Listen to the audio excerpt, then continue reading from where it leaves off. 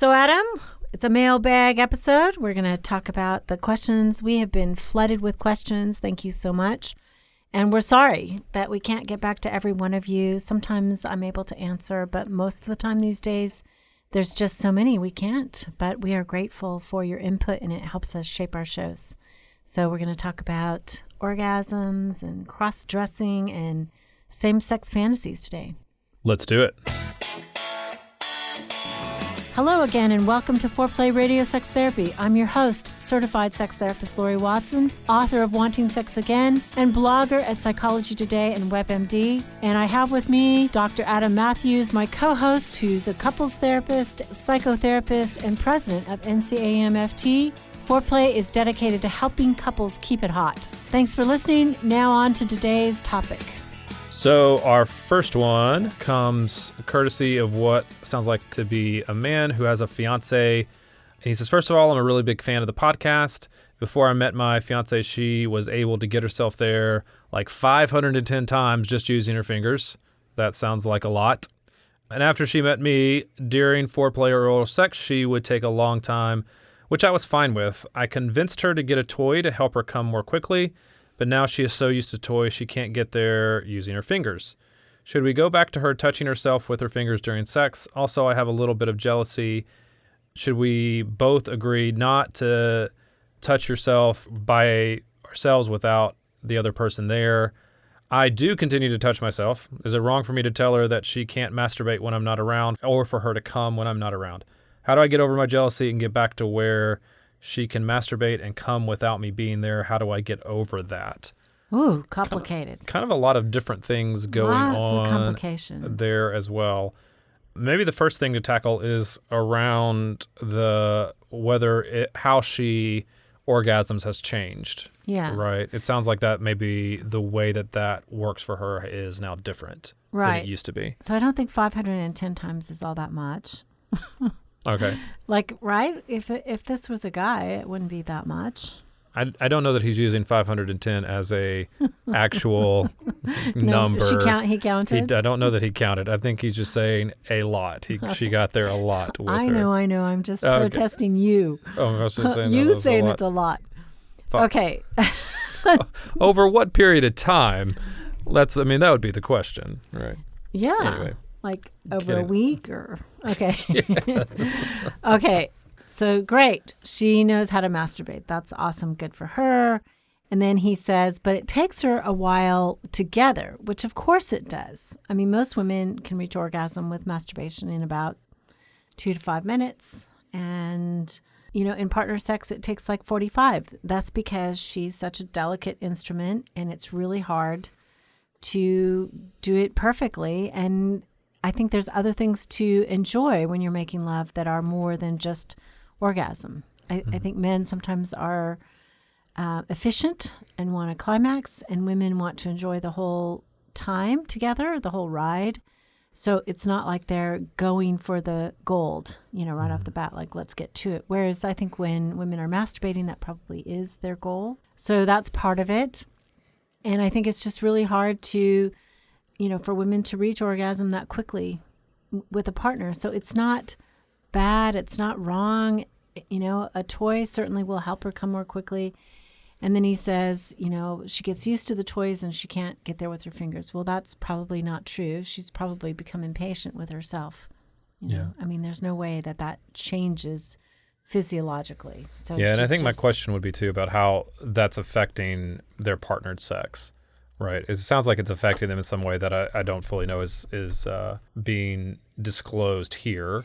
It seems like, maybe potentially she doesn't climax with his fingers either.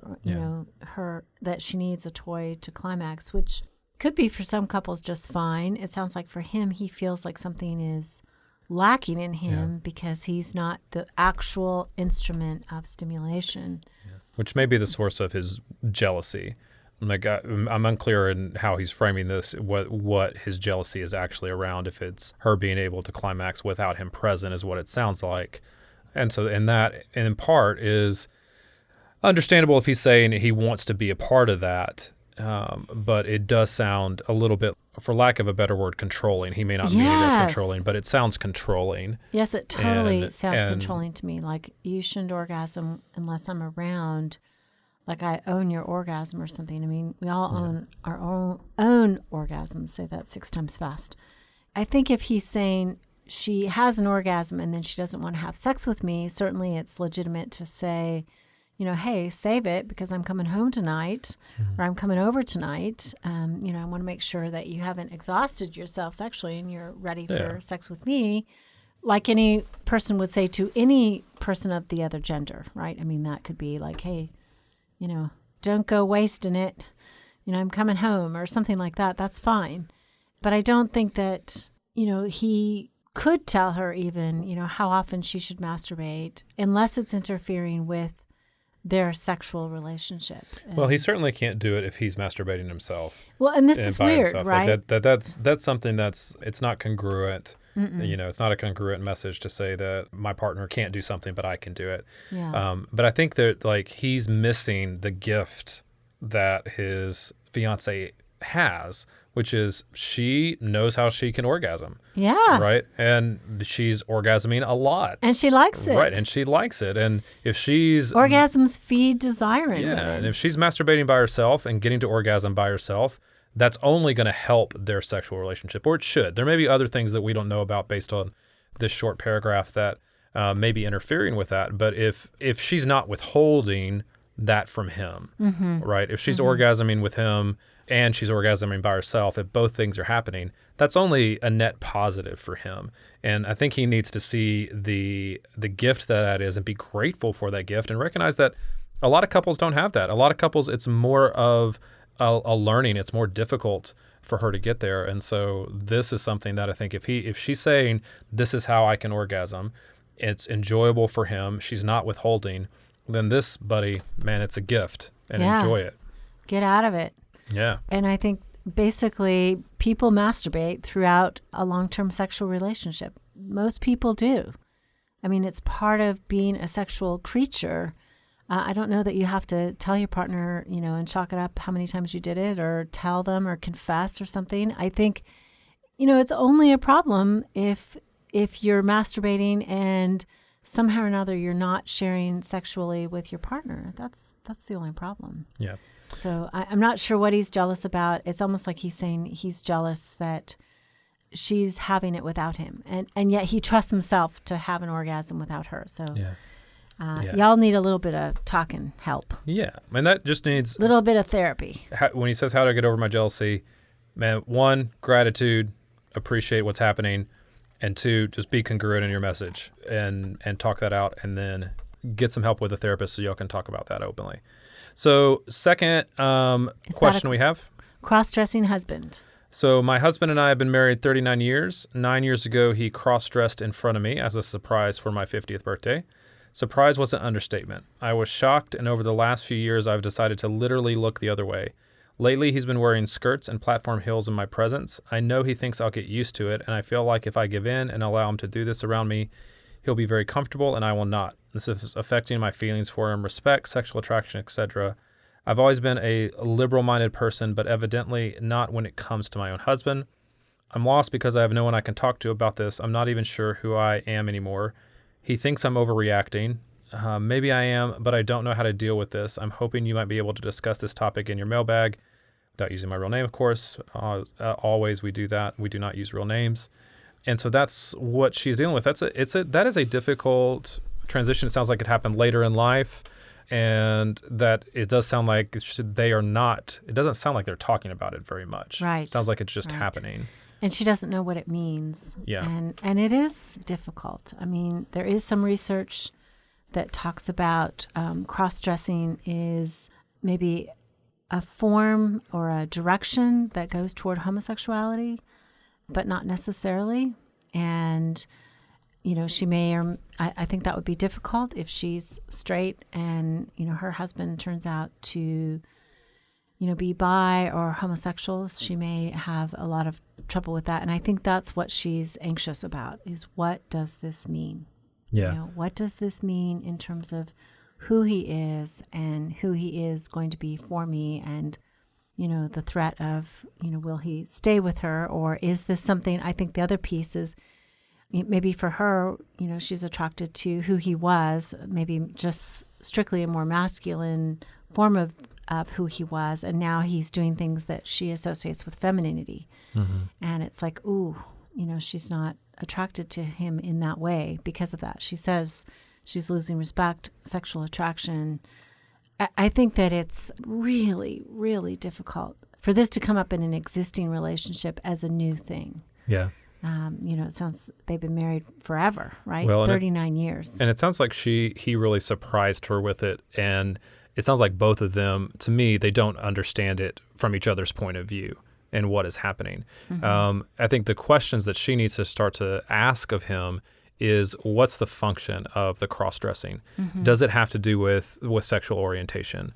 Mm-hmm. Is he still attracted to her? Is he still attracted to women? Mm-hmm. And this is just purely cross-dressing. Does it have to do with his perception of his gender? Right? Is there some gender fluidity going on? Is this an expression of something else? Is it an expression of orientation? Is it behavior? Is it something that is just simply turning him on, mm-hmm. Sexually?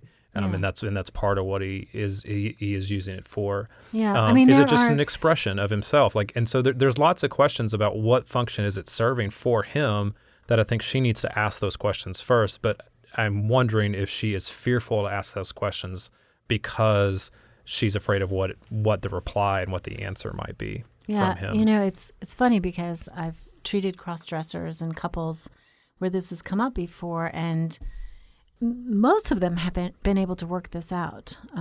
One time it was about actually a sensual experience that he had with his mother. His mother was absent a lot, and so he would go into her closet and kind of slip around the hanging lingerie that was in her closet, and it was like a transitional object almost for his mother, that the lingerie and the slippery things that she wore reminded him of, her presence and gave him a sense of peace.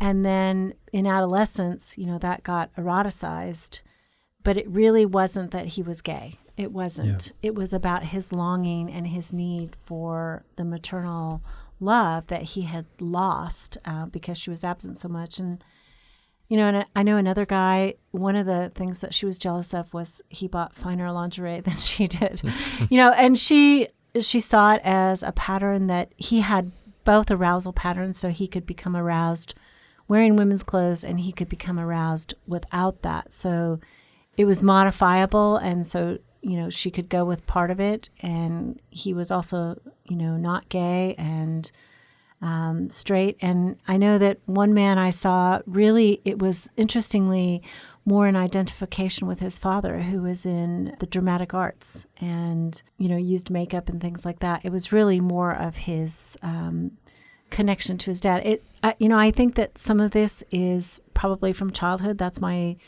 theoretical orientation. And I don't think that it has to be the end of a marriage. I would say to you, it has to be understood. Yeah. So Ashlyn, you and your husband, it sounds like you are just about 60. Y'all need to go to therapy and find a way to talk about this, because that's a long marriage and it would be sad to lose everything over this part. Okay. So we'll come back after this and talking about same-sex fantasies. Okay, so now that the dog days of summer are here, the last thing I want to do is spend my days trapped indoors cooking when I could be outside doing my hiking or gardening, and I just want an option where I can eat and go. And let me tell you, that's what I love about Daily Harvest. Daily Harvest delivers thoughtfully sourced, chef-crafted food that is built on fruits and vegetables and can be prepared, no kidding, in less than 5 minutes and stays fresh in your freezer.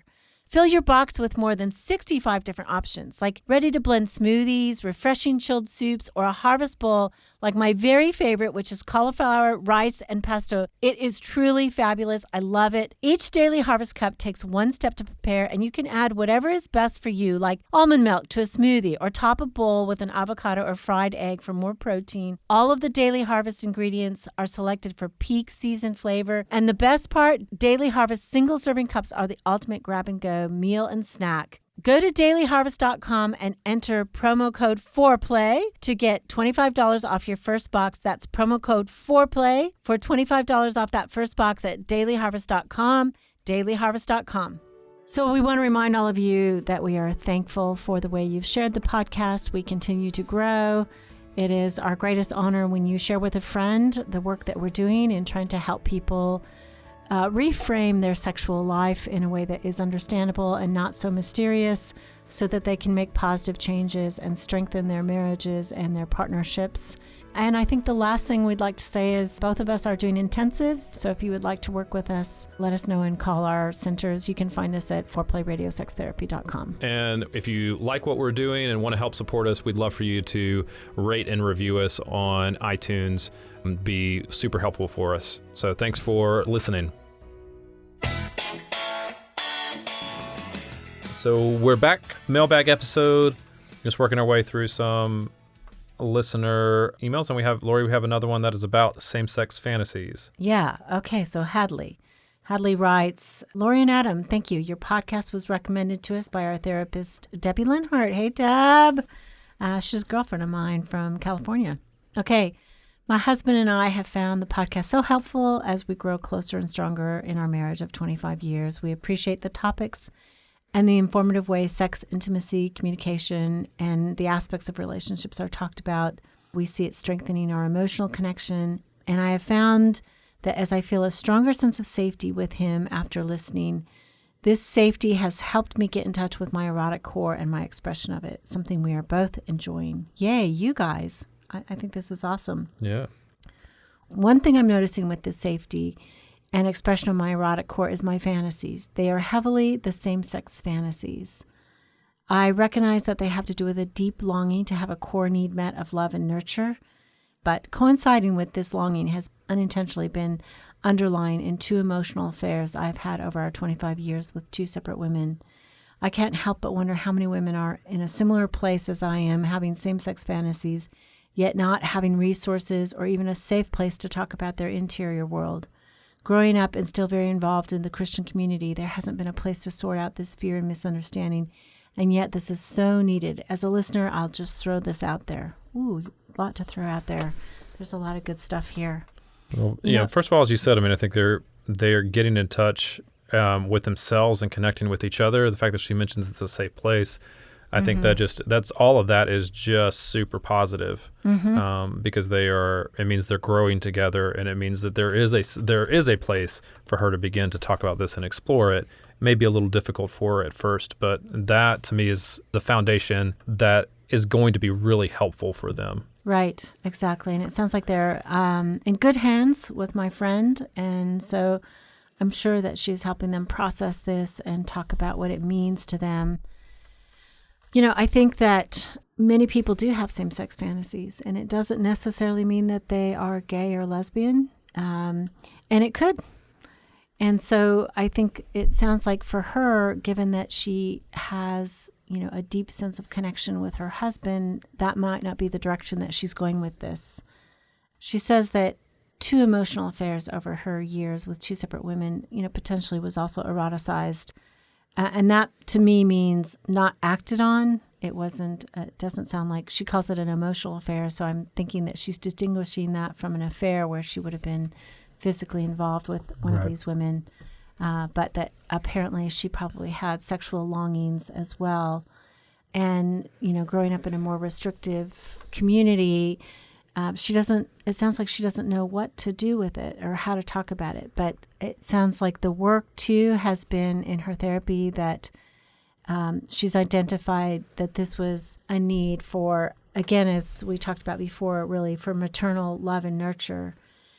What I'm not hearing is her decided direction to act on this or to become lesbian, but that she recognizes inside herself that she has both longings, that there is care and eroticism for her husband, and there is care and eroticism for at least these two women, if not women in general, that she has both of these. And we don't talk about this much, but most people on a spectrum when it comes to heterosexual or homosexual, just They might be just, a hair over the heterosexual part of the spectrum, or they might be all the way over to homosexual. And, for her, it sounds like she's somewhere in the middle. And I think that, so many people are afraid of what they think about that they never think about it and understand what it means. And then they live lives that are,